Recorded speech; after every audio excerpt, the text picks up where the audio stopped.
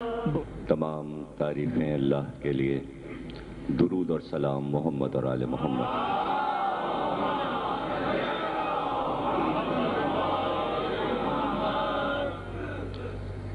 الوداعی اشیاء کی 5ویں تقریر قصر بسیب میں آپ حضرات سماعت فرما رہے ہیں۔ پوری دنیا کے ملکوں میں امام حسین علیہ السلام کی عزاداری کب سے اور کس طرح منائی جاتی ہے، اس موضوع پر ہم مسلسل گفتگو کر رہے ہیں۔ کل کی تقریر میں میں نے ذکر کیا کہ جرمنی میں کتاب لکھی گئی، دنیا کے 23 دانشوروں کی نظر میں حضرت امام جعفر صادق صلوات اللہ،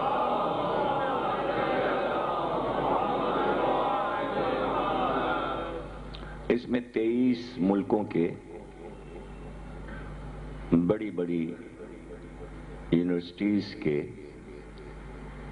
بڑے بڑے پروفیسر اپنے اپنے موضوعات کے ماہر، کوئی پروفیسر فلسفے کا، کوئی سائنس میں فزکس، کیمسٹری، اکنامکس، تاریخ، جغرافی، اور ان تمام ماہرین نے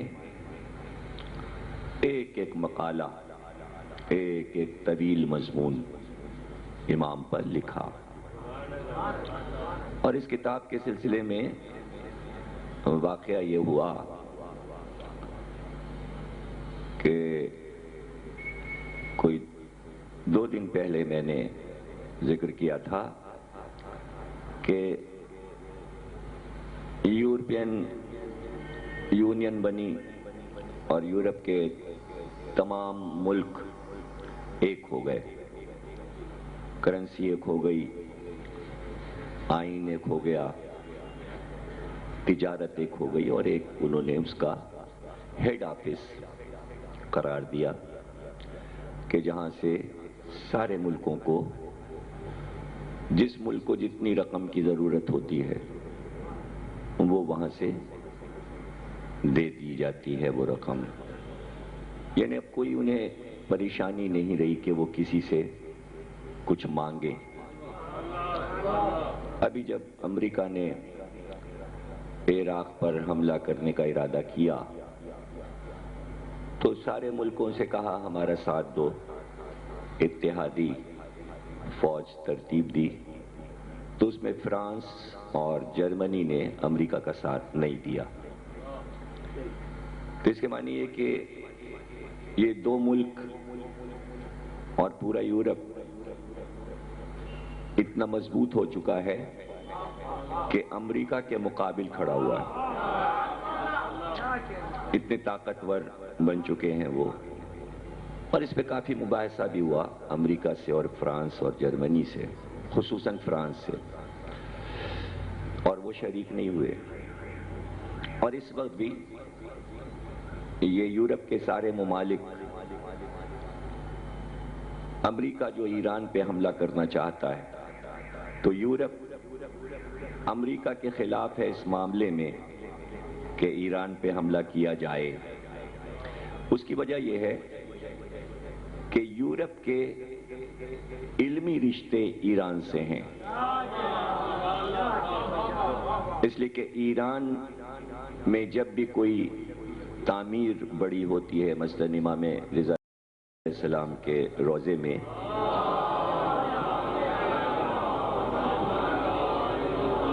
انڈر گراؤنڈ جو راستے بنائے گئے وہ سب جرمنی کے انجینئرز اور جاپان کے انجینئرز نے بنائے، اور پھر یونیورسٹیز کے لحاظ سے چونکہ تمام یورپ کے ملکوں میں فارسی زبان کے الگ الگ شعبے ہیں اور بہت ایران سے ادبی اور ثقافتی رشتے ہیں. مثلا ابھی جب میں فرینکفرٹ گیا تو گوئٹے کا گھر جب دیکھنے گیا تو پتہ چلا کہ گوئٹے نے فارسی زبان پر بھی بڑی ریسرچ کی تھی اور اسے ایران کا حافظ شیرازی شاعر بہت پسند تھا. تو اس کا ایک جو خاص کمرہ ہے اس میں حافظ شیرازی کے دیوان کی تصاویر لگی ہوئی ہیں, اس کے کلام کے عکس دیواروں پہ لگے ہوئے ہیں. تو ان رشتوں کی بنا پر چونکہ امریکہ کی اپنی کوئی ثقافت نہیں ہے, چونکہ نیا ملک ہے اور اس کی کوئی پرانی تہذیب نہیں ہے, تو وہ تہذیب کے معنی نہیں جانتا, ثقافت کے معنی نہیں جانتا. یورپ کی اپنی ایک تہذیب ہے تو وہ تہذیبی ملکوں کو جانتا ہے کہ ایران جو ہے ایک ثقافتی شہر ہے اور اس سے قدیم رشتے پوری دنیا کے ہیں, اس لیے کسی تہذیب پر حملہ کرنا جرم ہوگا, کسی تہذیب پر حملہ کرنا. یورپ یہ بات جانتا ہے. تو یہاں بھی شعراء ہوئے, یہاں بھی دانشور ہوئے اور وہ یہ جانتے ہیں کہ ایران میں کتنے بڑے بڑے علماء, شعراء, دانشور گزرے اور ان کے کیا کیا کام ہیں, اس سے بھی وہ واقف ہیں.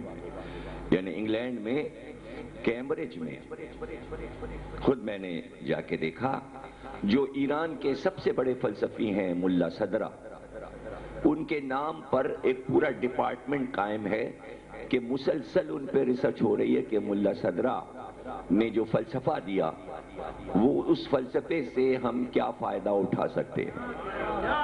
اور ان کی کتاب کا نام ہے اسفار اربع, جس میں انہوں نے یہ بتایا کہ 4 سفر ہیں عقل کے اور عقل پر سب کچھ لکھا ہے انہوں نے 2000 صفحے. اب عقل کے بارے میں 2 لائن کوئی نہیں بول سکتا, نہ کہ 2000 صفحے. تو انگریز پریشان ہے کہ یہ کون سا فلسفہ صدر الدین ملا صدرہ نے دیا اور کیسے لکھا. تو اس پر پورا ڈپارٹمنٹ ہے جو بھی ریسرچ کرنا چاہے کیمبرج میں. تو ایک رضوی صاحب ہمارے ہیں, ان کا بیٹا پی ایچ ڈی کر رہا ہے وہیں کیمبرج میں ملا صدرہ پر. میں نے کہا بھائی بڑی ہمت ہے تمہاری کہ اس جوانی میں تم ملا صدرہ پہ پی ایچ ڈی کیمبرج میں کر رہے ہو. بڑی محنت سے بہرحال وہ پی ایچ ڈی کر رہا ہے.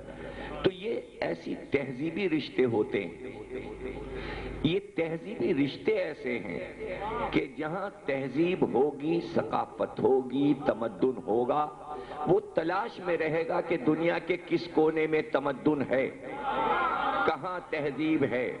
تو جب وہ تلاش کرتے ہوئے پہنچے, اور یہ یونین بننے سے پہلے کہ جب اتحاد ہو رہا تھا تو آج سے کئی برس پہلے انہوں نے یہ طے کیا کہ اگر ہم اپنا آئین بنائیں تو آئین بنانے کے لیے ہم اپنا آئیڈیل کس کو قرار دیں کہ جس سے ہم عکس کریں اس کے اقوال سے, ہم انسانوں کو ایک اچھا آئین بنا کر دیں. تو انہوں نے پوری دنیا کے مشہور لوگوں کی ایک فہرست بنا لی اور اس کے بعد انہوں نے کچھ سوال قائم کیے کہ ان سوالوں کے جوابات کیا دنیا کے یہ دانشور دے رہے ہیں یا نہیں. اگر ہمارے سوالوں کے جواب ان کے ہاں مل رہے ہیں اور سارے سوالوں کے جواب کسی ایک دانشور کے ہاں مل جائیں تو وہی ہمارے لیے سب سے بڑا نمونہ ہوگا اور ہم اسی کی زندگی کو دیکھیں گے کہ اس کی زندگی سے فائدہ اٹھاتے ہوئے ہم نیا آئین اور قانون کیا بنا سکتے ہیں. تو انہوں نے دنیا کے سارے رہنماؤں کو ایک فہرست میں رکھ کر, انبیاء بھی, مذہبی رہنما بھی, سیاسی رہنما بھی, لیکن سوالوں کے جواب نہیں ملے. وہی زمانہ تھا کہ اس زمانے میں ایک ایگزیبیشن ہو رہی تھی خواتین سے متعلق, مدر ڈے, جس میں مائیں اپنے بچوں کو لے کر آ رہی تھیں، اس نمائش میں دانشور یہ پہنچے اور انہوں نے صرف ایک سوال کیا کہ یہ ساری مائیں اپنے بچوں کو سیدھی جانب گود میں کیوں لیے ہوئے ہیں؟ اور انہوں نے انٹرویو لے کر بھی پوچھا کہ جب آپ بچے کو سلاتی ہیں تو کون سی کروٹ سلاتی ہیں، اپنے الٹی جانب یا سیدھی جانب؟ تو ماں نے کہا کہ ہم سیدھی جانب سلاتے ہیں۔ کہا کیوں؟ کہا یہ تو ہمیں نہیں معلوم، لیکن ہمیں یہ معلوم ہے کہ جب ہم الٹی جانب بچے کو سلاتے ہیں تو وہ چوک چوک کے روتا ہے، شاید ڈراؤنے خواب دیکھتا ہے، لیکن جب ہم سیدھی جانب سلاتے ہیں تو وہ آرام سے سوتا ہے اور سوتے میں مسکراتا رہتا ہے اور آرام کی نیند سوتا ہے۔ ہم یہ بات جانتے ہیں۔ جب وہ انٹرویو لے چکے تو اس کے بعد انہوں نے اس کے اوپر ریسرچ شروع کی، اور ریسرچ کرنے کے بعد انہوں نے ماں کے دل کی دھڑکن کو ٹیپ کیا اور ٹیپ کر کے بچے کو سلایا اور ٹیپ کو آن کیا تو بچہ سوتا رہا۔ جیسے ہی انہوں نے ٹیپ کو بند کیا بچہ چوک کے رونے لگا۔ تو وہ اس منزل تک پہنچ گئے کہ چونکہ ماں کا دل سیدھی جانب ہوتا ہے تو بچہ سوتے میں ماں کے دل کی دھڑکن سے سہارا لے کر آرام سے سو رہا ہوتا ہے کہ کوئی میرا سرپرست میرے قریب موجود ہے۔ ماں کے دل کی دھڑکن بچے کے لیے سہارا بن جاتی ہے، وہ ڈراؤنے خواب نہیں دیکھتا۔ یہاں سے وہ چلے اور انہوں نے دیکھنا شروع کیا کہ کیا اس کے بارے میں مہاتما بدھ نے کچھ کہا، کرشن نے کہا، رام نے کہا، یا حضرت موسیٰ نے کہا ہو، یا حضرت عیسیٰ نے کہا ہو، یا زرتشت نے کہا ہو، یا کسی خلیفہ نے کہا ہو، یا کسی ولی نے کہا ہو۔ تلاش کرتے کرتے وہ اس منزل پر پہنچے کہ امام صادق فرماتے ہیں ماؤں کو چاہیے اپنے بچوں کو سیدھی جانب سلائیں تاکہ دل کی دھڑکن بچہ سنتا رہے، تاکہ وہ ڈر کے خواب میں چونکے نہ۔ اسی دن یہ فیصلہ ہو گیا کہ ہم امام صادق کی زندگی کو سمجھیں گے، ان کے اقوال کو دیکھیں گے، اور ہم سب مل کر 23 ملک مل کر ان پر کتاب لکھیں گے۔ اور یہ 23 ملک جس میں Bulgaria, Romania, Hungary, Australia, England, جرمنی، فرانس، سوئٹزرلینڈ، ہالینڈ، ان سارے ملکوں کے پروفیسران نے جرمنی میں جمع ہو کر کتاب لکھنا شروع کی، اور یہ طے ہوا کہ ایک ایک پروفیسر امام کی زندگی کا ایک ایک گوشہ لے لے۔ کسی نے کہا ہم بچپن پہ ان کے لکھیں گے، کسی نے کہا ہم ان کی جوانی میں ریسرچ کریں گے، کسی نے کہا ہم ان کا بڑھاپا دیکھیں گے، کسی نے کہا ہم ان کی حدیثوں کو جمع کریں گے، کسی نے کہا ہم ان کی فقہ کو جمع کریں گے، کسی نے کہا کہ انہوں نے ثقافت اور تہذیب کے لیے کیا کہا، ہم تمدن کے بارے میں لکھیں گے۔ ہم یہ دیکھیں گے انہوں نے فزکس، کیمسٹری، باٹنی، زیالوجی کے بارے میں کیا کہا، سائنس کے بارے میں کیا کہا، ہم اس پر لکھیں گے۔ کسی نے کہا کہ ہم یہ دیکھیں گے کہ امام نے انقلاب کے بارے میں کیا کہا، امام نے فلکیات کے بارے میں کیا کہا، آفتاب و مہتاب اور ستارے اور دنیا کے بارے میں کیا کہا، ارضیات کے بارے میں کیا کہا، زمین کے اندر کیا ہے، پھولوں کے بارے میں کیا کہا، جانوروں کے بارے میں کیا کہا، انہوں نے عناصر اربع، آگ، ہوا، مٹی اور پانی کے بارے میں کیا کہا، انسان کے جسم کے بارے میں کیا کہا، ظاہری جسم کے بارے میں کیا کہا، اندرونی جسم کے بارے میں کیا کہا۔ اس طرح 23 نے ایک ایک موضوع بانٹ کر لکھنا شروع کیا، اور اس نے یہ کہا کہ ہم حق ادا کر دیں گے، کوئی چیز چھوڑیں گے نہیں جو نہ لکھیں۔ وہ عربی زبان کے بھی ماہر تھے، وہ فارسی زبان کے بھی ماہر تھے، وہ انگریزی زبان کے بھی ماہر تھے۔ ان کے لیے یہ آسانی تھی کہ عربی کتابیں بھی پڑھیں، فارسی کتابیں بھی پڑھیں، انگریزی کتابیں بھی پڑھیں، جرمن کتابیں بھی پڑھیں، فرینچ کتابیں بھی پڑھیں، اور تمام دنیا سے میٹر کھینچ کر لا کر ایک میز پر جمع کر کے کہا یہ امام صادق کے بارے میں میٹر ہے، اب ہم لکھنا شروع کرتے ہیں۔ اب ہم لکھنا شروع کرتے ہیں۔ حد یہ ہے کہ انہوں نے جب مکان بتایا تو یہ ریسرچ بھی کر لی کہ مکان کتنا بڑا تھا اس مکان میں کمرے کتنے تھے، صدر دروازہ مشرق کی طرف تھا کہ مغرب کی طرف تھا، دہلیز کہاں سے شروع ہو کے کہاں ختم ہو جاتی تھی، باہر بیٹھنے کا کمرہ کیسا تھا، باہر کا وہ حصہ کھلا ہوا کہ جو میدان تھا جس میں کہ مدرسہ لگتا تھا وہ کتنا عظیم تھا، اس میں کتنے طالب علم آ سکتے تھے، مسجد نبوی کی طرف دروازہ کس طرح کھلتا تھا، پورے مکان کا نقشہ بنا کے دکھا دیا۔ دیکھیے ایسے کرتے ہیں ریسرچ، اس طرح کرتے ہیں ریسرچ۔ اور جب بچپن لکھا، بچپن بتایا تو کہا ابھی تو 5-6 برس کے ہیں، تو پہلے وہ پوری دنیا کی ریسرچ کرتے ہیں کہ 5, 6, 7, 8 برس کا بچہ جو ہوتا ہے اس کے عادات و اطوار کیا ہوتے ہیں، اس کی فطرت میں کیا ہے۔ تو کھیل تو اس کی فطرت میں ہے کہ وہ کھیل کی طرف مائل ہو جائے۔ تو کیا امام جو ایک قوم کا امام ہے اور وہ امام کا بیٹا ہے تو اس کے بچپن میں کیا یہ سب کچھ مل رہا ہے؟ کیا وہ بھی کھیلتا ہے؟ اب ریسرچ کر رہے نا، آپ کو بتا رہا ہوں ریسرچ ہوتی کیسے ہے۔ اور وہ اس منزل تک پہنچی کہ بھائی کھیل فطرت میں ہے۔ ظاہر ہے 5-7 برس کی عمر میں بیٹھ کر وہ بڑے بڑے لیکچر نہیں دے گا، بڑی بڑی کتابیں نہیں لکھے گا، ہے وہ امام کا بیٹا، حالانکہ یہ سارے کام کر سکتا ہے، لیکن دنیا کے تصور میں نہیں آئے گا کہ کسی امام نے 5 برس میں 1 لاکھ صفحے کی کتاب لکھی، ممبر پہ کوئی خطبہ دے دیا۔ بچہ بچہ ہے تو اس کو بچپن کے آئینے میں دیکھا جائے گا، لیکن یہ دیکھا جائے گا کہ عام دنیا کے بچوں کا بچپن اور اس گھرانے کا بچپن کیا ایک طرح کا ہوتا ہے؟ اسی لیے آپ جب دیکھتے ہیں تو علی کا بچپن دنیا کے بچوں سے الگ نظر آتا ہے، حسن اور حسین کا بچپن بالکل الگ نظر آتا ہے۔ تو اسی طرح ہر امام کا بچپن دنیا کے بچوں جیسا بچپن نہیں ہوگا۔ تو وہ کہتا ہے ہاں کھیلتے تھے، وہ کھیل تھا ان کا، لیکن ہم ان کے کھیل لکھ رہے ہیں چونکہ وہ بچپن لکھ رہا ہے۔ تو بچپن میں علم تو دکھا نہیں سکتا کہ علمی کارنامے دکھائے، وہ تو جوانی میں شروع ہوں گے، لیکن وہ یہ بتانا چاہ رہا ہے کہ جو اتنا بڑا آدمی جوانی میں آ کے کائنات کو علم دے دے، اس کے بچپن کی بنیاد میں کہیں علم تو ہوگا۔ دیکھیے حضرت علی اکبر نے امام حسین سے جب اجازت مانگی تھی تو کہا تھا کہ بابا ہم بچپن میں کھیلے بھی تو تلواروں سے کھیلے، تو شجاع بچپن میں بھی تلواروں سے کھیلتا ہے، تو جو عالم ہوگا وہ علم سے کھیلے گا، اس کا کھیل بھی علم ہوگا۔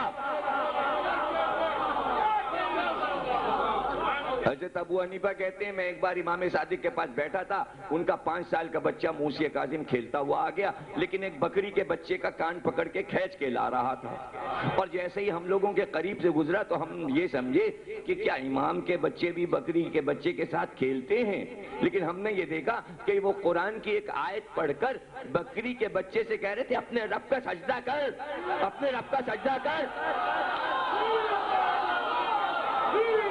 یہ تو امام ابو حنیفہ کی گواہی ہے۔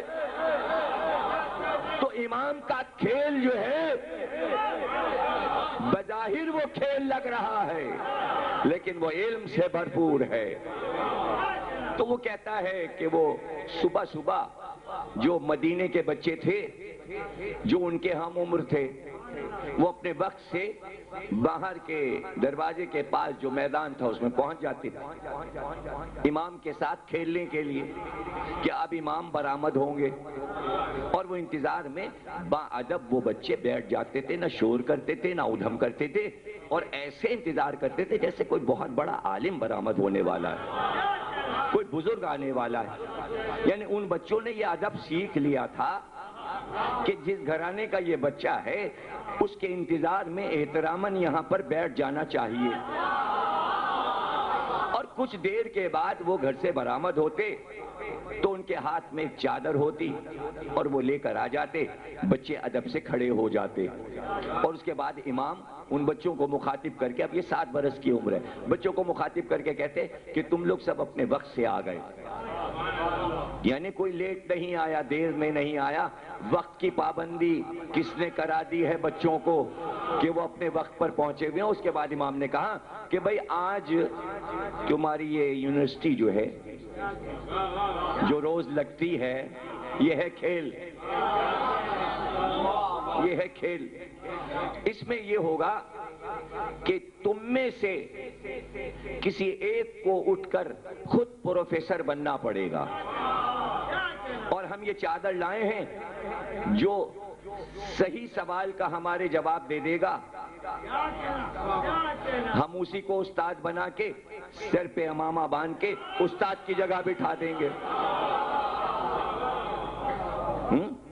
یہ کوئی حیرت کی بات نہیں ہے کہ اس گھرانے سے نکل کے لوگ ابو حنیفہ بن گئے، امام حنبل بن گئے، امام مالک بن گئے تھے، بچپن میں علم سے کھلوا دیا تھا، اگر فقیہ بن گئے اور امام بن گئے تو حیرت کی کیا بات ہے؟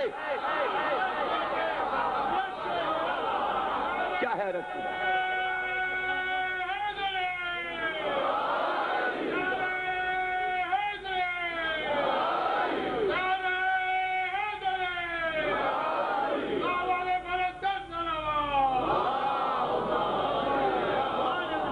کہا بتاؤ وہ کون سا پھل ہے جس کا رنگ زرد ہے، مزہ اس کا کھٹاس لیے ہوئے ہے۔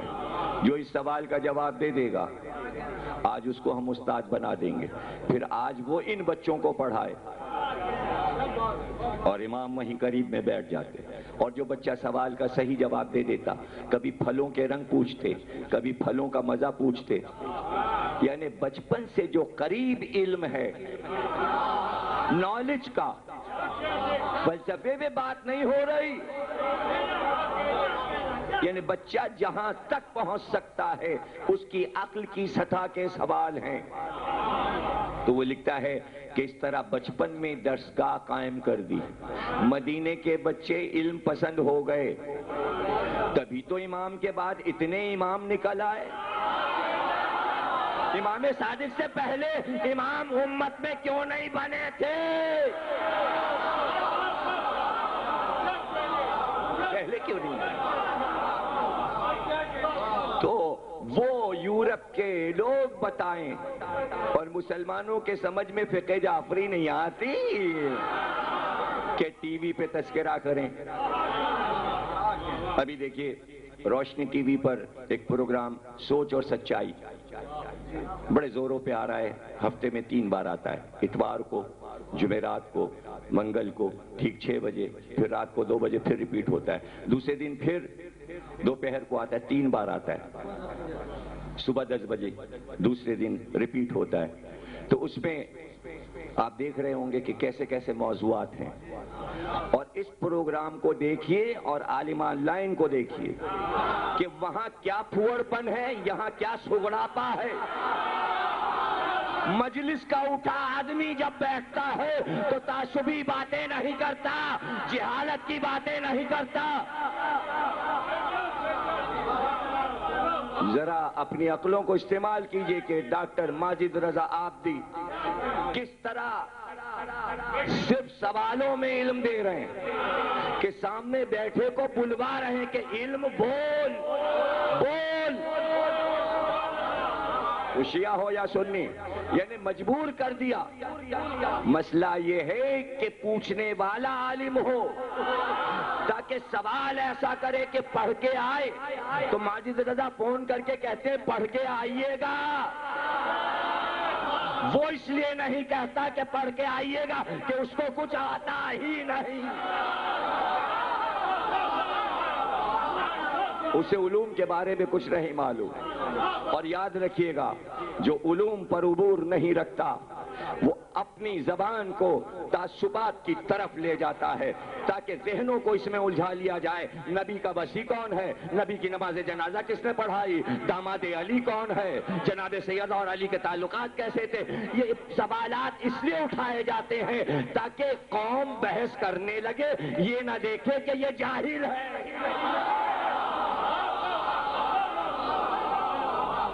جاہل ہے، اور اپنی گلے بازی بھی لگائی ہوئی ہے جبکہ گلے میں سر نہیں ہے۔ اب جو ماجد رضا کا پروگرام نعتوں پہ آئے گا تو اس میں ایک نعت بھی پڑھ دی، تو جس وقت ماجد نے پروگرام میں نعت پڑھی پورا اسٹیڈیو آ کے اکٹھا ہو گیا کہ بھائی آواز یہ ہوتی ہے، وہ بھونڈی آواز نہیں کہ بیٹھا ہوا زبردستی پڑھ رہا ہے۔ تو اپنی نمائندگی کو خود دیکھیے اور اس پروگرام کی علمیت کو دیکھیے کہ کہیں بھی رخ نہیں ہے تعصب کی طرف، صرف علم۔ شیعت کا مقصد صرف علمیت ہے، تخریب نہیں۔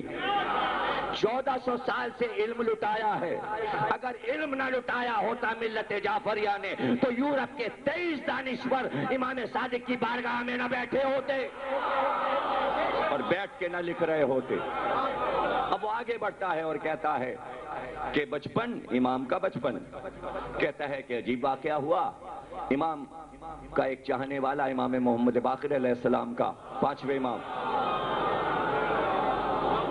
مصر میں رہتا تھا، اس نے اپنے دوست سے کہا کہ ہم امام سے ملنے مدینے جا رہے ہیں، باقر العلوم سے ملنے جا رہے ہیں۔ تو اس کے دوست نے کہا جا تو رہے ہو ان کی خدمت میں، لیکن کیا تمہیں یہ علم ہے کہ ان کا ایک بیٹا 11 برس کا ہے، چھوٹا بچہ ہے ان کا 11 برس کا۔ تو بھائی جب جاتے ہیں کسی سے ملنے تو بچوں کے لیے تحفہ بھی لے جاتے ہیں، اگر تم خالی ہاتھ چلے گئے تو بچے کو اس سے کیا مطلب کہ اس کے باپ کا ملنے والا آیا ہے، تاکہ تم بچے سے بھی ملو تو کچھ تحفہ لے کے جاؤ اس بچے کے لیے، جعفر کے لیے جو 11 برس کا ہے، باقر کا بیٹا جعفر۔ اس نے کہا کیا لے جاؤں جو ان کے شایان شان ہو، کیا تحفہ لے جاؤں؟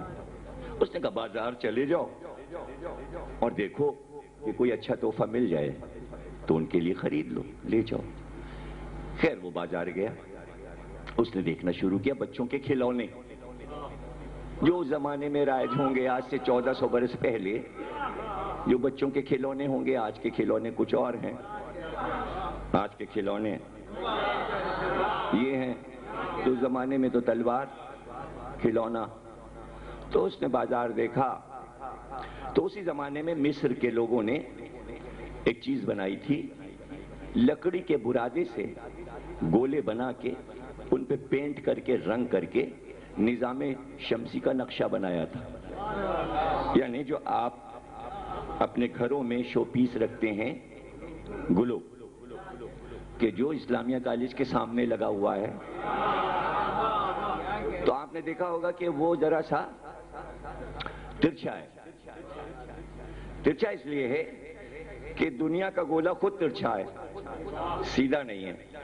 جب تک وہ ترچھا نہیں ہوگا پورا نظر نہیں آئے گا نقشہ، سیدھا ہو جائے گا تو آپ یہ نہیں دیکھ پائیں گے کہ ایشیا کدھر ہے اور آسٹریلیا کدھر ہے۔ تو وہ چونکہ دنیا کا گولا ہی ترچھا ہے تو اس لیے اس کو ترچھا رکھا جاتا ہے۔ اسلام آباد کے چوراہے پہ لگا دیا گیا ہے گولا، وزیر اعظم جمالی صاحب گزرے، انہوں نے کہا بھائی یہ ترچھا کیوں لگایا؟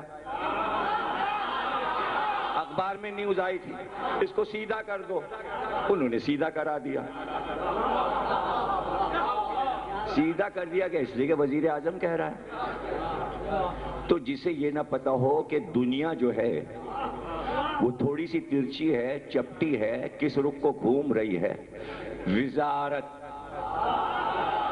تو بھائی اللہ دیکھ کے وزیر بناتا ہے۔ آپ اپنا وزیر یہی چن لیتے ہیں کہ اس کو یہی نہیں پتا کہ اس کی نالج کیا ہے، اس لیے اللہ نے نبی سے کہا وزیر ہمیشہ علی کو ہی رکھنا۔ دیکھیے وزیر کے لیے مشہور ہے کہ وزیر بے وقوف نہ ہو، وزیر کے لیے مشہور ہے کہ دانا ہو۔ یہ مسل چلی آ رہی ہے، وزیر دانا ہوتا ہے، دانا یعنی فارسی میں دانا کہتے ہیں عقل مند کو، اور آپ کے یہاں دانے کو کیا کہتے ہیں اردو کو؟ دانا ڈال دیجئے، انار میں دانا ہے نا۔ تو ایک پہلی بجھاؤں آپ کو، جو ڈبل پہلی کہلاتی ہے، بوجھ ایک ہوتی ہے۔ وزیر رکھا کیوں نہ، انار چکھا کیوں نہ، دانا نہ تھا۔ بھئی انار میں دانا نہ تھا، وزیر دانا نہ تھا، تو وزیر جب تک دانا نہ ہو وزیر کو نہیں رکھا جاتا۔ وزیر کا عقل مند ہونا ضروری ہے، اس لیے کہ ملک وزیر چلاتا ہے، بادشاہ نہیں چلاتا۔ اب اس پہ حیرانی نہ ہو کہ کائنات رب العالمین کی علی نے کیوں چلائی، نبی کیوں نہیں چلا، وزیر ہی چلائے گا، بادشاہ بیٹھ کے دیکھو۔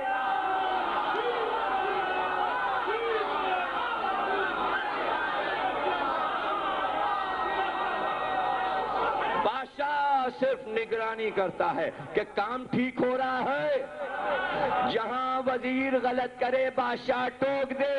یہ ایسا وزیر اللہ نے بنایا کہ کبھی نبی کو ٹوکنا ہی نہیں۔ قُلْ كَفَى بِاللَّهِ شَهِيدًا بَيْنِي وَبَيْنَكُمْ وَمَنْ عِنْدَهُ عِلْمُ الْكِتَابِ۔ جب تک اس کے پاس علم الکتاب نہ ہو اللہ اسے وزیر نہیں بناتا۔ دانا ہونا ضروری ہے، عقل مند ہونا ضروری ہے۔ تو یہاں پر آپ نے دیکھا کہ عقل مندی بہت ضروری ہے۔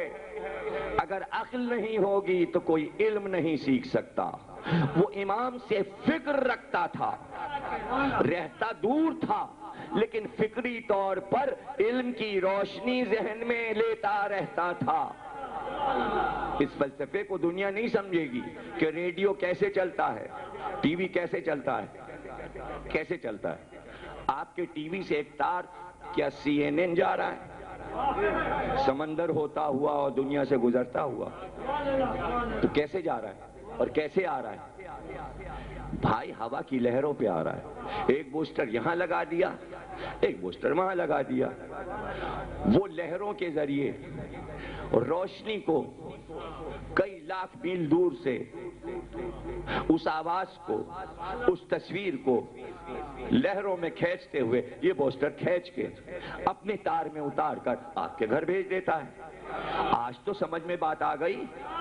تو سوال یہ ہے کہ ہم اپنے عقل میں، عقل کی روشنی سے کس طرح ائمہ سے، امام زمانہ سے علم لے رہے ہیں۔ ایک بوسٹر سامرے میں لگا ہے، لاکھ گرا دو وہ بوسٹر تمہیں نظر نہیں آئے گا۔ وہ لہروں کے ذریعے ہمارے دماغوں میں عقل، علم، یہاں بیٹھو تو پتہ چلے گا۔ سڑک پہ نہیں کام کرتا ہے کیبل، سڑک پہ کھڑے ہو کے تھوڑی علم ملے گا۔ بوسٹر یہاں لگا ہے، کہاں لگا ہے اب یہ ہم کیا بتائیں، یہ ہم کیا بتائیں کہاں لگا ہے۔ بھائی آپ جو کچھ بھی لگاتے ہو اینٹینا، وہ کسی دھات کا ہوتا ہے۔ اب ہم یہ راز کیوں بتا دیں، کیوں راز بتا دیں؟ ادھر سے ایک ہاتھ اٹھا ہوا ہے، ید اللہ فوق ایدیہم، لہریں چلی اور ادھر سے آئی اور یہ عکس بڑھتا جا رہا ہے، علم آ رہا ہے، اسے کہتے ہیں علم۔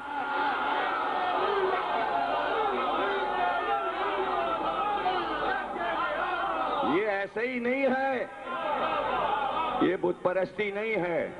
اپنے سارے بوسٹر توڑ دو، بوسٹر لگانا اگر بت پرستی ہے۔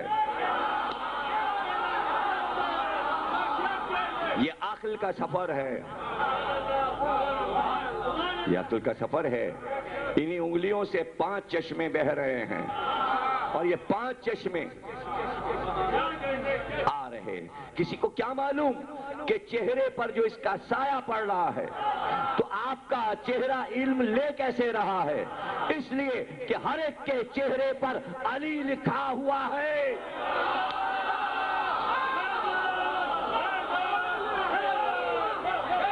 علی لکھا ہوا ہے، اور جب آپ بیٹھتے ہیں تو یہ پورا علی لکھا ہوا ہے۔ یعنی انسان کا چلنا پھرنا، چہرہ، پیشانی، ناک، آنکھیں، ہر جگہ علی لکھا ہے، اور جہاں علی لکھا ہے وہ روشنی لیتا جا رہا ہے شہر علم کے دروازے سے۔ یہ سب حیرانی کی باتیں جب رہیں گی جب اس باؤنڈری سے باہر رہو گے۔ کوئی یہ سوچے کراچی یونیورسٹی کے سامنے سے گزر جائیں گے، ہم بھی پی ایچ ڈی کر لیں گے، ہم بھی بی ایس سی ہو جائیں گے۔ ارے یونیورسٹی میں جاؤ، فارم بھرو، فیس جمع کرو، داخلہ لو، کئی برس پریکٹس کرو، تب ڈگری ملتی ہے۔ یہ یونیورسٹی ہے، فارم بھرو۔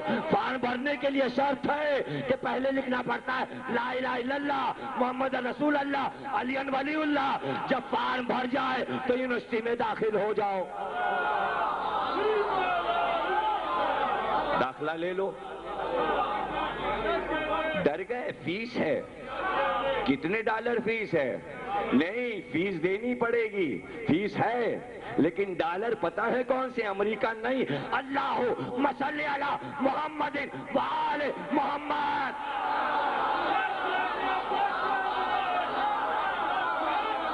فیس دو، تعلیم حاصل کرو۔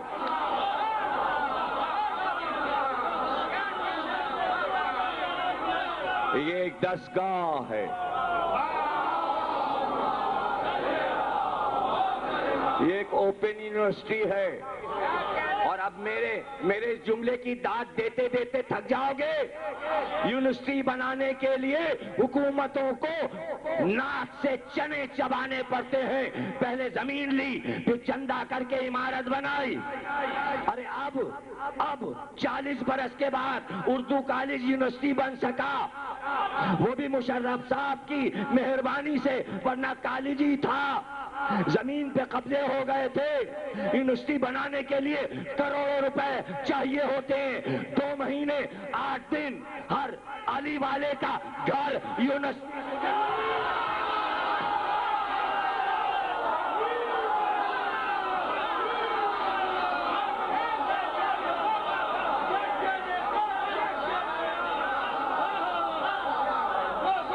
اور سنو گے، مشرف صاحب نے کہا اگر میں مدرسے بند کر دوں تو 10 لاکھ بچے سڑک پہ آ جائیں گے۔ پرسوں جنگ کی ہیڈنگ تھی تو پتہ چلا کہ مدرسے میں بچوں کو وظیفے دیے جاتے ہیں، تب وہ ٹھہرتے ہیں۔ یہ ایسے مدرسے ہیں کہ جہاں وظیفے نہیں پڑھتے مگر لاکھوں طالب علم ہوتے۔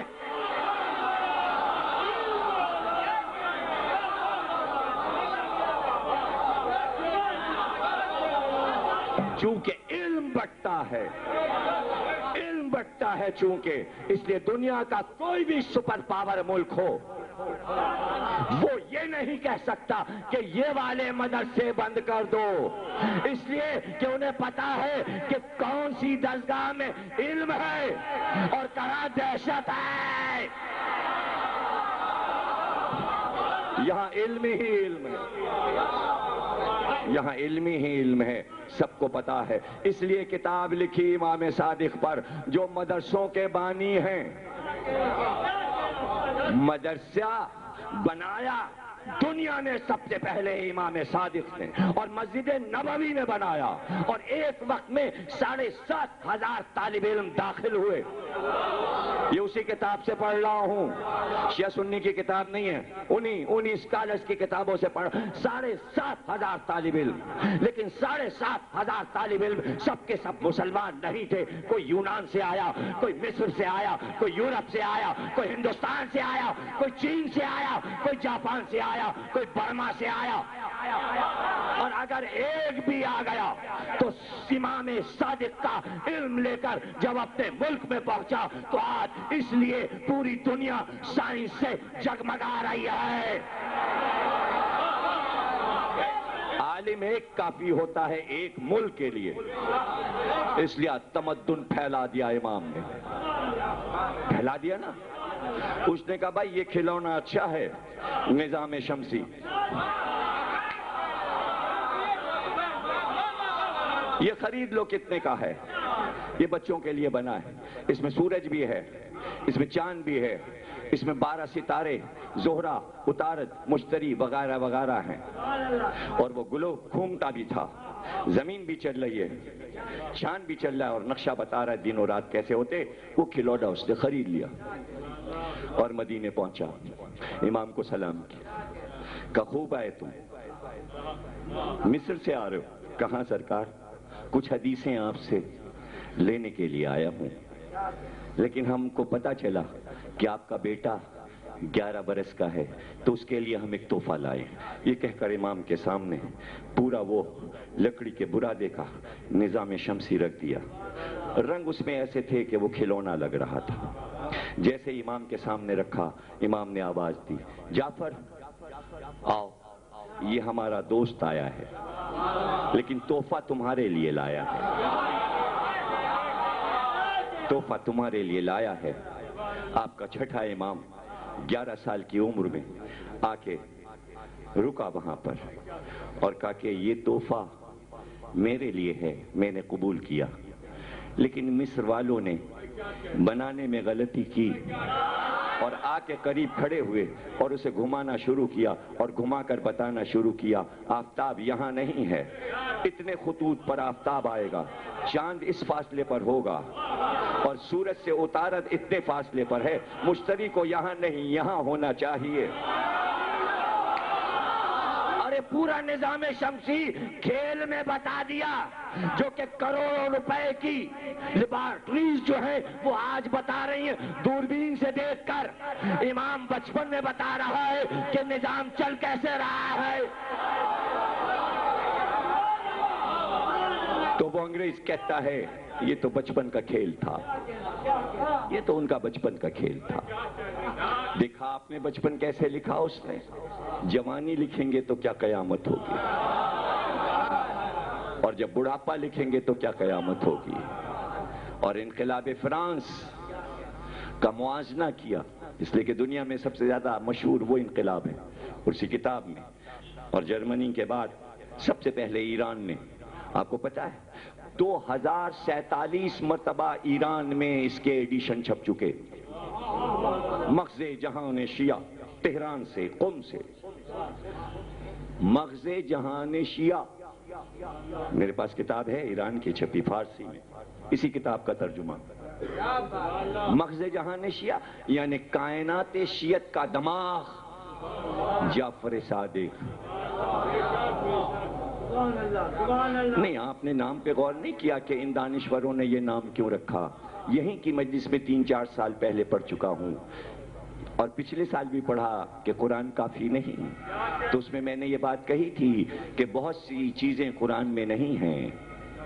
اور یہ بھی پڑھا تھا میں نے کہ قرآن میں آنکھ ہے, قرآن میں ناک ہے, قرآن میں کان ہیں, قرآن میں گردن ہے, قرآن میں دہن ہیں, قرآن میں دانت ہیں, قرآن میں ہاتھ ہیں, قرآن میں پیر ہیں, قرآن میں پنڈلیاں ہیں, قرآن میں پنجے ہیں, لیکن پورے قرآن میں دماغ نہیں ہے. کیا اللہ نے جان کر دماغ کا ذکر قرآن میں نہیں کیا؟ اس لیے نہیں کیا کہ نبی کی حدیث مکمل ہو جائے کہ یہ کتاب ہے اور اس کتاب کا دماغ آل محمد ہے.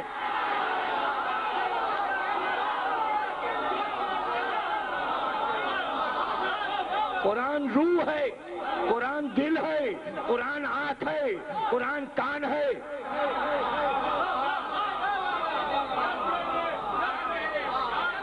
سب کچھ ہے, لیکن سمجھو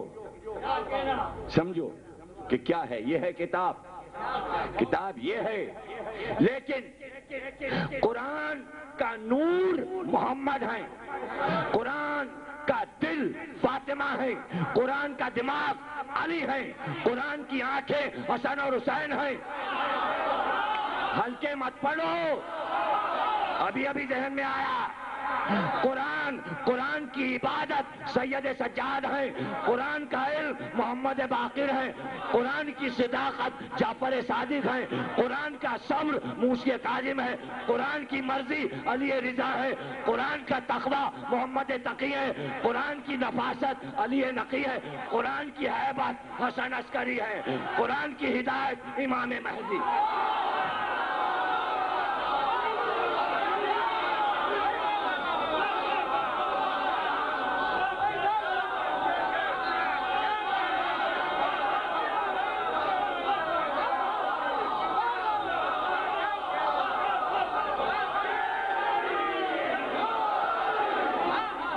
زندہ رہو، سلامت رہو، گھر تمہارے آباد رہے، بچے تمہارے خوش رہے، گھر والے تمہارے خوش رہے، محبت اور مودت کی چھاؤں میں۔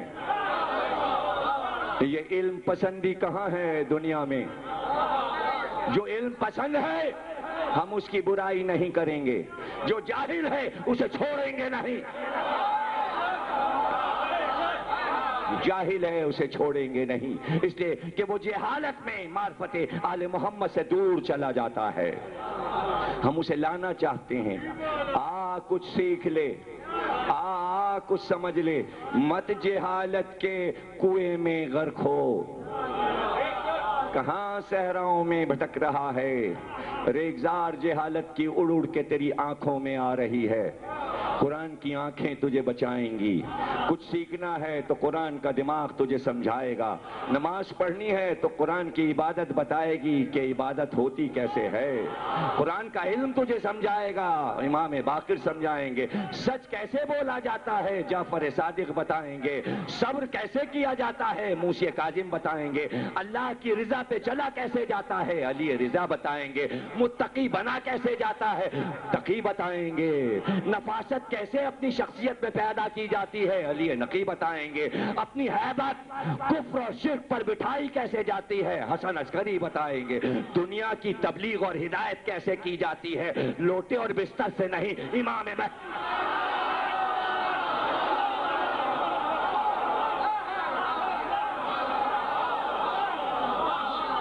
اور وہ کہتے ہیں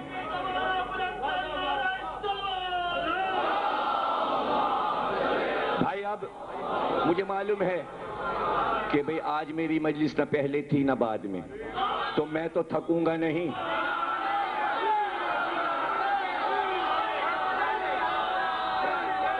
میں تو تھکوں گا نہیں،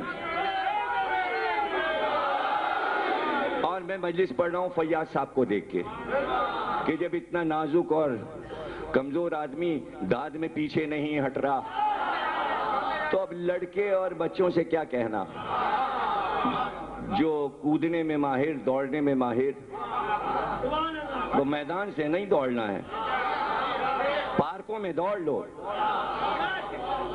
اللہ کے میدان سے نہ دوڑ کے آ جانا، دوڑتے رہنا لیکن دائرے کی شکل میں، یوں نہ جانا کہ گھر آ کے دم لو۔ تو دیکھنا یہ کہ کتنی شجاعت ہے، تو آج بہادری کا ذرا مقابلہ تو ہو جائے۔ یہ تو تمہید تھی، تقریر تو اب ہے، موضوع ہے عزاداری۔ اب جرمنی اسکالر کہتا ہے کہ امام صادق سے زیادہ ذہین دنیا میں ہمیں کوئی ہستی نظر نہیں آئی، لیکن انبیاء اور پیغمبر کو چھوڑ دیجئے، اس لیے کہ وہ سب صادق کا ہی پرتوں ہیں اور صادق ان کا پرتوں ہے۔ جب صادق کہا تو گویا محمد کہا، علی کہا، حسن کہا، حسین کہا، تو اب جب ہم نے کہا صادق سے زیادہ ذہین کوئی نہیں تو گویا علی سے زیادہ ذہین کوئی نہیں، حسن اور حسین سے زیادہ ذہین کوئی نہیں، یعنی ایک گھر کا فرد اپنے سارے بزرگوں کی عبادت اور علم کو بتا رہا ہوتا ہے۔ اولاد ہو تو ایسی جو بزرگوں کا نام ہمیشہ روشن رکھے، تو امام صادق نے اپنے بزرگوں کے علم کو کائنات میں اجاگر کر دیا، بلند کر دیا کہ پہچانو جب آج 148 برس کے بعد، نبی کے 148 برس کے بعد میں ہوں، تو پھر نبی کا علم کہ جو شہر علم تھا، میں تو چھٹا دروازہ ہوں، وہی ایک دروازہ، اس صدی کا چھٹا دروازہ، اور علم بٹ رہا ہے، شہر بھرا ہوا ہے، جو لینا ہو لے لو۔ ہم تو جب جانتے کہ امام جعفر صادق کے بعد جتنے بھی بنے وہ شہر میں سے جا کے علم لاتے تو فقیہ بنتے، لیکن امام ابو حنیفہ ہوں یا امام مالک یا امام شافعی یا امام حنبل، آنا اسی علم کے دروازے پر پڑا، اب قول امام ابو حنیفہ سن لو اور ایک قول حضرت عمر کا سن لو۔ حضرت علی نے فرمایا یا علی اگر آپ نہ ہوتے تو میں ہلاک ہو جاتا۔ امام ابو حنیفہ نے کہا اگر میں چند برس جعفر صادق سے فقہ نہ سیکھتا تو میں ہلاک ہو جاتا۔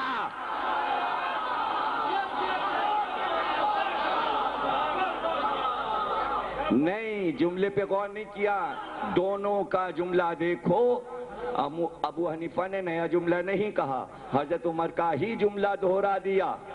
دیکھنے کی بات یہ ہے کہ سرکار نے، خلیفہ دویم نے مسلمانوں کو بتایا کیا؟ ایک سبق دیا کہ جو علم سے دور ہو جائے وہ ہلاک ہو جاتا ہے۔ یا علم ہے یا ہلاکت ہے۔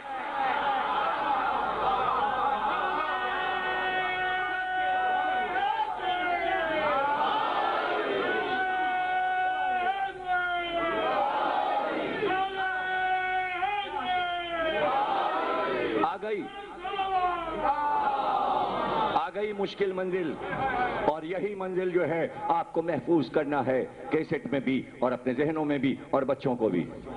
دانشور کہتا ہے اتنے ذہین تھے اس لیے کہ مغز جہان شیعہ تھے۔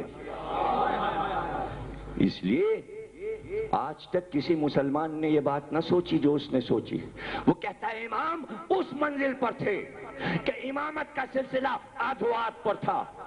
ارے بھائی، کوئی جملہ ضائع نہیں جانا چاہیے، اس لیے کہ چھٹے سے پہلے 5 گزر چکے تھے اور 4 کو آنا تھا اور 12ویں پہ سلسلے کو رکنا تھا۔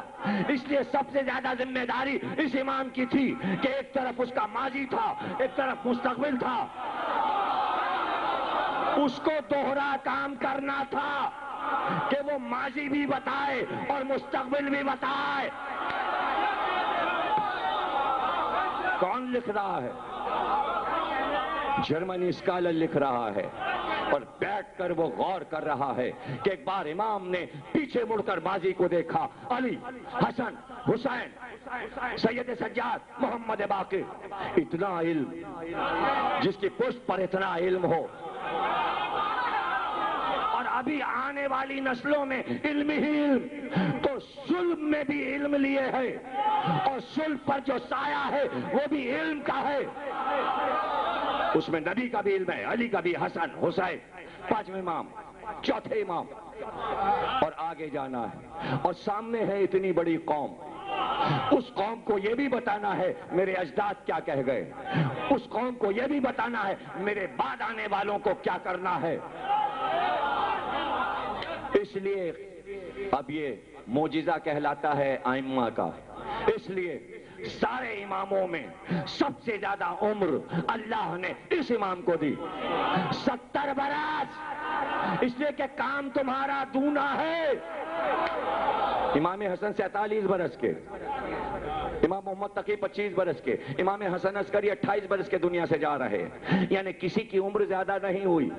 حضرت علی کتنے؟ 65، 63 اور 65 کے درمیان۔ رسول اللہ 63۔ معصوموں میں سب سے زیادہ عمر 70 برس جعفر صادق کی، اس لیے کہ کام بڑا۔ جو علم کا بڑا کام کرتا ہے وہ یوں بھی زندہ رہتا ہے اور یوں بھی زندہ رہتا ہے۔ لیکن وہ کہتا ہے اس کی ذہانتوں نے دیکھا کہ یہ قوم جو میں نے بنائی ہے، میرے بعد 7واں امام آئے گا، 8واں آئے گا، 9واں آئے گا، 10واں آئے گا، 11واں آئے گا، 12واں آئے گا، اور ایک دن یہ قوم بے امام کی ہو جائے گی، اس لیے کہ 12واں پردے میں چلا جائے گا۔ اتنی محنت سے میں نے یہ قوم بنائی ہے، اس کے پاس امام نہیں ہوگا تو کہاں بھاگی بھاگی پھرے گی، کہاں بھٹکی بھٹکی پھرے گی؟ کیا دنیا کے بنائے ہوئے اماموں کے پیچھے چلنے لگے گی؟ جب 12واں پردے میں جائے گا تو کون انہیں پکارا کرے گا، آؤ مدرسہ لگ گیا؟ یہ تو بکھر جائیں گے، ساری محنت نبی کی بیکار جائے گی، ماضی کی محنتیں حسن اور حسین کی بیکار جائیں گی۔ قوم تو بے سہارا ہو جائے گی، اس کو علم کون دے گا، ان کو ہدایت کون دے گا؟ یہ امام سے مل نہیں پائیں گے، امام زندہ ہوگا نہ یہ خطوط لکھ پائیں گے، نہ ان کی بارگاہ میں پہنچ پائیں گے۔ ہم اس قوم کو دنیا کی سب سے بڑی قوم کیسے بنا دیں کہ نہ یہ کسی سیاسی رہنما کے پیچھے جائے،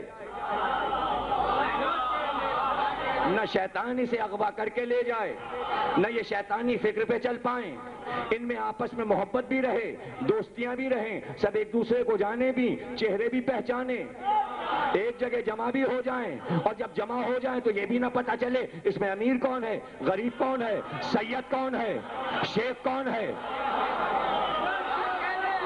کچھ بھی پتہ نہ چلے، بس یہ لگے کہ سب ایک ہے، چہروں سے پتہ لگے ایک ہے۔ لیکن جمع کیسے کیا جائے؟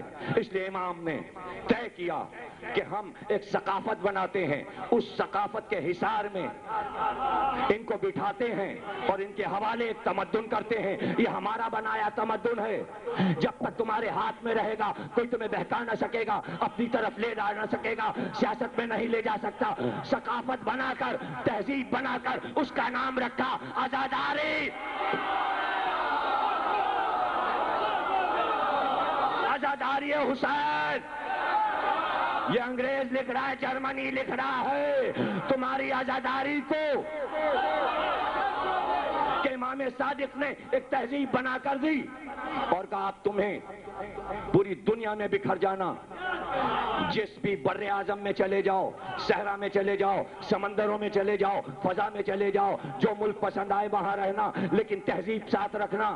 تہذیب ساتھ رکھو گے تو تمہیں پتہ نہیں لگانا پڑے گا کون کہاں رہ رہا ہے، پتے نہیں ڈھونڈنا پڑیں گے، خط نہیں لکھنے پڑیں گے، دعوت نامہ نہیں، بس اعلان کرنا کہ علم بلند ہو گیا، لوگ علم دیکھ کے آ جائیں گے۔ جیسے ہی علم بلند ہوگا عباس کا گھروں سے لوگ نکل پڑیں گے، علم کے پیچھے پیچھے، علم تمہارا رہنما۔ اب جلوس نکال لینا، تمہارے جلوس کا کوئی مقابلہ نہیں کر سکتا، آگے علم چلے گا، پیچھے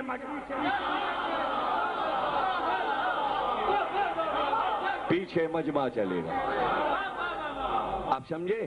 بلایا جاتا ہے ہاتھ کے اشارے سے، آؤ آؤ آؤ آؤ۔ اب کوئی چیز ڈھکی چھپی رہی؟ جیو پہ میسج فلم آ گئی، اس میں تم نے دیکھا مسجد نبوی میں بلال اذان دے رہے تھے، کیسے دے رہے تھے اذان؟ اللہ اکبر، اللہ اکبر، اللہ اکبر۔ اذان بلاوا ہے، لیکن اب آج کا کون مؤذن؟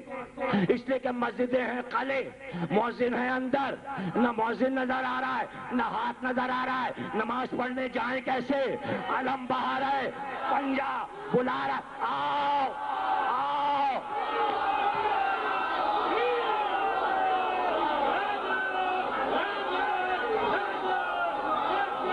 یہ ہے پنجے کا فلسفہ، ادھر پنجہ ہلا،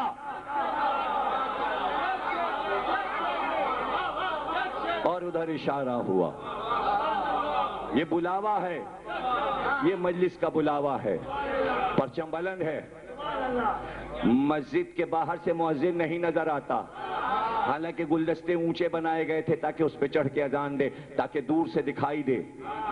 لیکن جب مسجدوں پہ پہرے ہو گئے، مسجد کے دروازوں پہ پولیس والے ہوں تو نیچی دیواریں کیسے ہوں؟ یہی عباس کے علم کا کمال ہے۔ کسی امام باڑے کے پاس سے گزر جاؤ،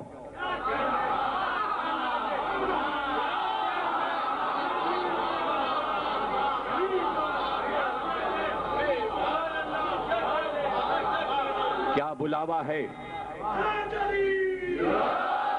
کیا دعوت نامہ ہے؟ بس اعلان ہوگا مجلس حسین ہے، لوگ آ جائیں گے۔ گھر گھر تہذیب بنا کر دے دی۔ وہ کہتا ہے ایسی ثقافت دی ہے اپنی قوم کو کہ یہ قوم وہ ثقافت چھوڑ نہیں سکتی۔ وہ کہتا ہے راز ہے ان کے اجتماع کا جو امام صادق ان کو دے گئے ذکر حسین کے نام سے۔ اب حسد ہوا ہے ذکر سے کہ اگر یہ بند کر دیں تو ان کا اجتماع ختم ہو جائے، ارے تمہیں پتا ہی نہیں، یہ لاکھوں سے بھی ہوتی ہے مجلس اور 2 میں بھی ہوتی ہے، یہ 2 میں بھی ہوتی ہے، اور 2 اس لیے لازمی ہے کہ ایک پڑھنے والا ہو، ایک سننے والا ہو۔ اور جب عزاداری کا آغاز ہوا تو پڑھنے والا ایک ہی تھا، اس لیے کہ وہ ایک ہے، وہ 2 ہو ہی نہیں سکتا۔ پہلی مجلس اللہ نے پڑھی، اس لیے 999 ناموں میں اس نے اپنا ایک نام ذاکر بھی رکھا۔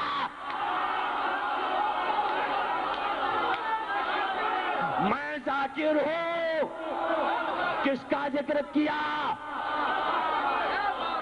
ذاکر تو ہم لوگ ہیں، ذاکر تو سوستان ہے، ذاکر تو مجلس پڑھنے والا ہے۔ اچھا تو ذاکر ہے، تو آپ نے ذاکر کو برا کہا، کس کو کہا؟ کس کو کہا؟ کیا ثقافت دے دی کہ جو ذکر حسین کرے، جعفر صادق نے اس کا نام ذاکر رکھ دیا، ذاکر اس کا نام رکھ دیا، اس کا نام بھی ذاکر، اس کا نام بھی ذاکر۔ اور کوئی اعتراض کرتا امام پہ کہ اللہ کا نام آپ نے مجلس پڑھنے والے کو دے دیا ذاکر کا، تو اس سے پہلے اس کا نام عالم، ارے اس سے پہلے نام بڑھ چکے، اب کیا اعتراض؟ وکیل وہ، کالا کوٹ وکیل، عالم وہ، عالم یہ، تو جب پہلے ہی نام لٹ گئے تو ایک ذاکر پہ کیا اعتراض؟ لیکن اس نے بتایا پہلا ذاکر میں، پہلا ذاکر میں، اور سامع فرشتے، ملائکہ مقربین، ارواح، اجنہ، زمینیں، پہاڑ، پانی، سمندر، سب پہ ذکر حسین پیش کر دیا اس نے۔ سن لو، سمجھ لینا، کائنات کی ہر شے ذکر حسین سے واقف ہے۔ ہوا کو بھی معلوم ہے، کبھی کبھی سناٹے میں، ہوا کی فضا میں آواز آنے لگتی ہے، جب ہوا باز گش کرتی ہے تو اس میں آواز آتی ہے، یا حسین، یا حسین، اس لیے کہ فضا میں جو آوازیں بکھر چکی، ہوا ان کو دہراتی رہتی ہے۔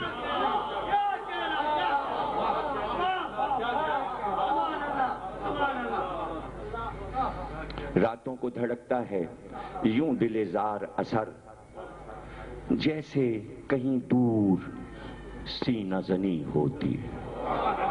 دل کی دھڑکن سے ہی ماتم کی آواز آتی ہے، دھک دھک دھک دھک۔ دل تو خود ہی ہر وقت ماتم کر رہا ہوتا ہے، اور مجھ سے پوچھو کہ یہ دھڑکن میں ماتم کیوں ہے؟ تمہیں کیا پتا کہ دل کی دھڑکن ماتم کرتی ہے کیوں؟ اس لیے کہ دل ہر وقت لہو میں نہا رہا ہوتا ہے۔ دل صرف ہاتھ کا ماتم نہیں کرتا، خونی ماتم کرتا ہے۔ دل چیر کے تو دیکھو، جس کا بائی پاس ہوتا ہے تو دھاریں الٹنے لگتی ہیں، آج تک دل خون اگل رہا ہے۔ یہ دل کیوں خون اگل رہا ہے؟ اس لیے کہ قرآن کا دل فاطمہ ہے، یہ دل نہیں رو رہا ہر ایک کا، یہ حسین کی ماں ہے جو آنسو بہا رہی ہے، اس لیے کہ دل کو تشبیہ ہو گئی۔ محبت کا منبع دل ہے، ہم دل سے آپ کو چاہتے ہیں، آپ ہمارے دل میں ہیں۔ دل مرکز ہے محبت کا، دل نہ بگڑنے پائے، دل کو سنبھال کے رکھو، مملکت شاہی میں انقلاب آ جاتا ہے۔ دل بگڑتا اس لیے ہے کہ فکر بدلتی ہے، اس لیے ذہن کو صحیح رکھو، آزاد رکھو۔ آج کی تقریر ختم ہوئی، چونکہ فرمائش ہے، اس لیے فرمائش میں اپنے بھائی سلمان کی فرمائش کہ کبھی آپ نے حضرت عباس کے بیٹے کے مصائب پڑھے تھے، تو ان کی فرمائش پہ آج مجھے یاد آیا کہ کبھی رمضان میں نے کسی مجلس میں پڑھے تھے، تو ذکر تھا عباس کے علم کا، عباس کے علم کا ذکر تھا۔ بعد کربلا کے واقعے کے بہت دن کے بعد عباس کا بیٹا جب اہل حرم کی واپسی ہوئی تو 5 برس کا تھا، لیکن اب وہ بیٹا جوان ہو گیا، جس کا نام عبداللہ بھی ہے تاریخ میں اور فضل بھی ہے، جس کی وجہ سے آپ کو ابو الفضل عباس کہا جاتا ہے، یعنی فضل کے باپ جوان ہو گئے، اور ظاہر ہے کہ قمر بنی ہاشم تھے عباس، تو بیٹے کے حسن کا کیا عالم ہوگا۔ راوی کہتا ہے کہ ہم سب اصحاب امام زین العابدین کی خدمت میں بیٹھے ہوئے تھے کہ اس مسترہ کا پردہ ہٹا اور گھر کے اندر سے ایک جوان 18-19 برس کا، چاند جیسا چہرہ اور سیاہ کپڑوں میں تو ایسا لگتا تھا کہ جیسے بادلوں میں چاند ہو، پیشانی اس کی روشن، سجدے کا نشان۔ جیسے ہی وہ برآمد ہوا، امام اٹھے، اس کی تعظیم کے لیے گلے سے لگایا، پیشانی کو چوما اور جہاں بیٹھے تھے وہاں اپنے پاس بٹھا لیا۔ اس نے کچھ باتیں کی، امام نے اس کی باتوں کا جواب دیا، سلام کر کے اٹھا اور پھر واپس چلا گیا۔ جب وہ واپس گیا تو اصحاب نے کہا، مولا آپ تو امام ہیں، آپ کو تو کسی کم عمر اور کم سن کی تعظیم کے لیے نہیں اٹھنا چاہیے، آپ پر واجب نہیں ہے، لیکن آپ اس کم سن جوان کی آمد پر تعظیماً کھڑے ہو گئے۔ کہا، ارے تمہیں معلوم نہیں، یہ میرے چچا عباس کا بیٹا تھا، یہ میرے چچا عباس کا بیٹا فضل تھا، فضل ابن عباس تھا۔ کہ تو اس کی تعظیم کے لیے آپ اٹھے؟ کہاں؟ اس لیے اٹھے کہ کربلا میں میرے چچا نے اہل بیت پر، آل محمد پر، حسین اور حسین کی اولاد کے لیے جو قربانی دی ہے، اس کا بدلہ احسان کا ہم قیامت تک نہیں اتار سکتے۔ اصحاب نے کہا، کچھ بیان کیجئے۔ کہا، سنو سنو، جب بچوں کے لاشیں آنے لگے تو عباس نے اپنے تینوں بھائیوں کو آواز دی، جعفر، عبداللہ، عمران، ادھر آؤ۔ تینوں برابر کے جوان تھے، یہ ام البنین کے چاند تھے۔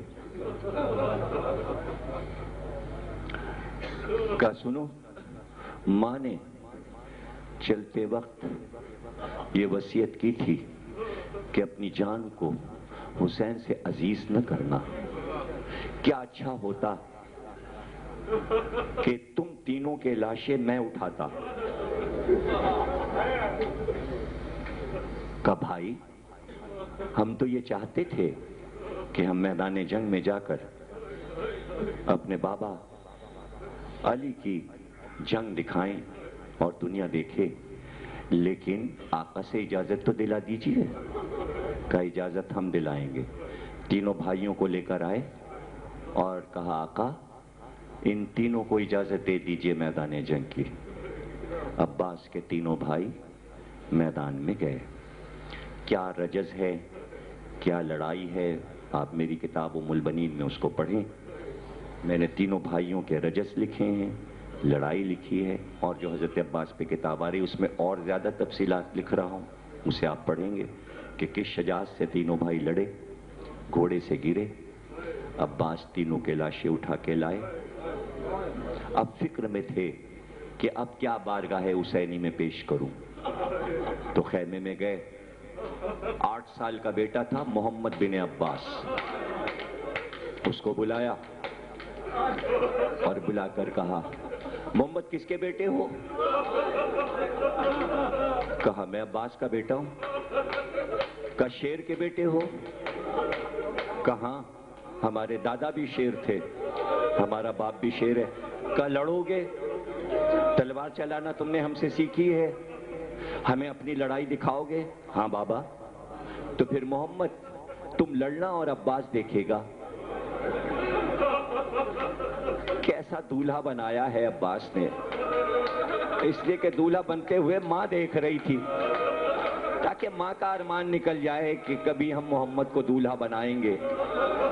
اور عباس نے جب خود ہی بیٹے کو دولہا بنایا اور سجایا اور امامہ سر پہ باندھا اور کمر میں تلوار لگائی، تو پھوپھیوں نے بڑھ کے بلائیں لے لی، اس لیے کہ پھوپھیاں بھتیجے پہ واری واری جاتی ہیں۔ اور جیسے علی اکبر بھتیجا ہے، ویسے ہی عباس کا یہ بیٹا زینب کا بھتیجا ہے۔ کیسے الوداع کہا پھوپھیوں نے، کیسے ماں نے رخصت کیا، لے کر حسین کے پاس آئے، گھوڑا تیار ہے، سوار کرنا ہے۔ کہا آقا غلام زادہ آیا ہے، اس کو بھی تو اجازت دیجئے۔ سر سے پیر تک عباس کو دیکھا اور ایک جملہ جو پیار تھا عباس سے اور جو محبت حسین کو تھی۔ جب عباس کو اتنا چاہتے تھے تو عباس کے بچوں کو حسین کتنا چاہتے ہوں گے؟ علی اکبر سے کم تو نہیں چاہتے ہوں گے عباس کے بیٹے کو۔ کہا عباس اتنا چھوٹا بیٹا، اور دیکھ رہے ہو صبح سے تلواریں چل رہی ہیں، تیروں کی بارش ہو رہی ہے، نیزے چل رہے ہیں، اور اس کو تم برستے تیروں میں بھیجو گے، ظالم کے بھالوں کے نیستہ میں بھیجو گے؟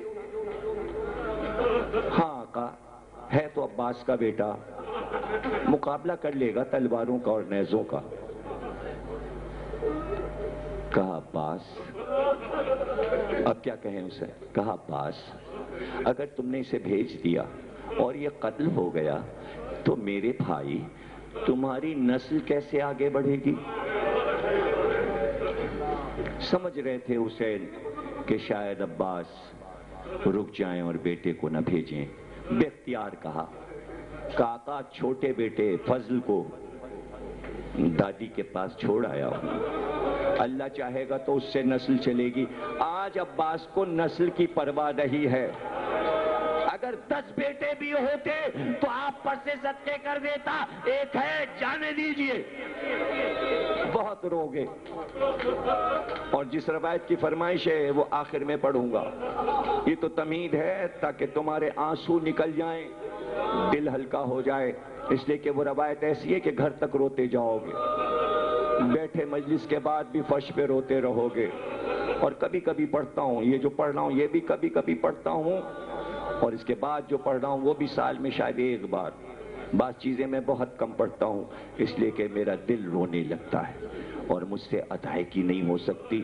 دل چاہتا ہے چیخ چیخ کے روں، لیکن چونکہ پڑھنا ہوتا ہے تو رونے کا موقع نہیں ملتا، بعد میں رو لیتے ہیں سوچ کے۔ صرف تمہارے چہرے دیکھ کے ہمیں رونا آ جاتا ہے، تمہارے آنسوؤں کی بارش ہماری نگاہ میں ہوتی ہے، اس لیے کہ ہر عزادار کو ہم دیکھ رہے ہوتے ہیں کہ کون کیسے رو رہا ہے۔ ہم تمہارے گریہ کے گواہ ہیں،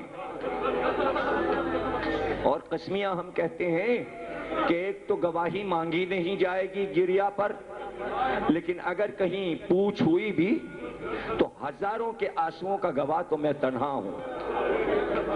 تم ہمارے رلوانے کے گواہ، ہم تمہارے رونے کے گواہ، ہزاروں گواہیاں۔ اللہ اکبر۔ گھوڑے پہ بٹھایا، عباس جیسی تمہاری مرضی، بھیج دو۔ بیٹا بیٹھا، جب گھوڑا چلنے لگا پکار کے کہا عباس کے بیٹے ہو، پشت پہ وار نہ ہونے پائے۔ علی دشمن کو پیچھے نہیں آنے دیتے تھے، وار کھانا تو سینے پہ کھانا۔ عباس لڑائی دیکھ رہا،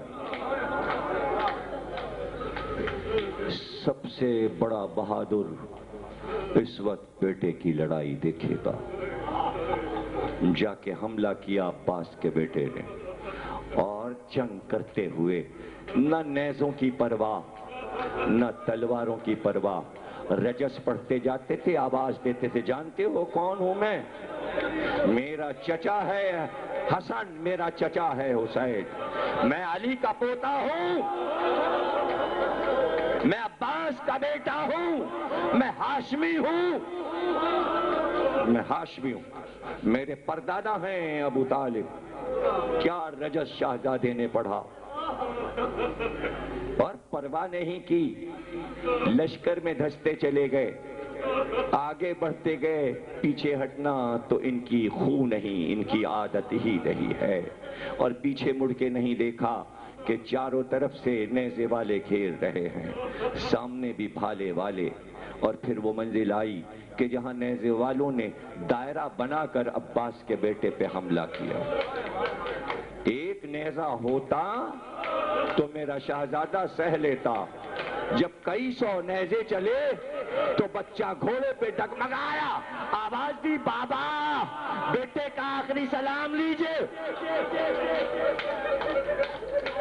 بیٹا آپ کو آخری سلام کر رہا ہے۔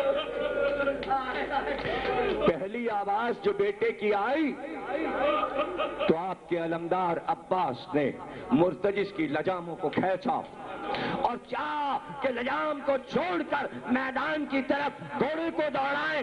ابھی عباس کا گھوڑا چند قدم بڑھا تھا کہ عباس نے سامنے دیکھا کہ حسین کا گھوڑا عباس کے سامنے آ کر رکا۔ عباس نے آقا کا چہرہ دیکھا، حسین نے عباس کے سینے پہ ہاتھ رکھا اور فوراً پوچھا، عباس کہاں جا رہے ہو؟ کہا آقا بیٹا گھوڑے سے گر گیا، لاشا اٹھانے جا رہا ہوں۔ کہا عباس تم کو پتا نہیں، نانا کی شریعت میں باپ جوان بیٹے کا لاشا نہیں اٹھاتا، تیرے بیٹے کا لاشا میں اٹھاؤں گا۔ عباس ہٹ جاؤ۔